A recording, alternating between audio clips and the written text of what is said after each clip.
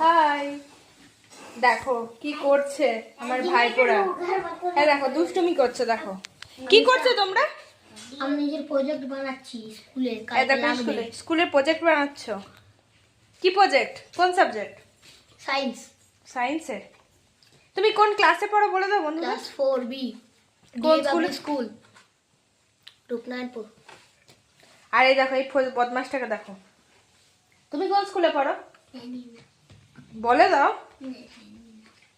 ও খুব দুষ্টু জানো তো, খুব দুষ্টু, কিচ্ছু বলতে চায় না। তুমি কোন স্কুলে পড়ো বলো। কালকে আমি স্কুলে যাই, দাঁড়াও পানিশমেন্ট দেওয়া করাবো তোমাকে। তোমার স্কুলের নাম কি বলো?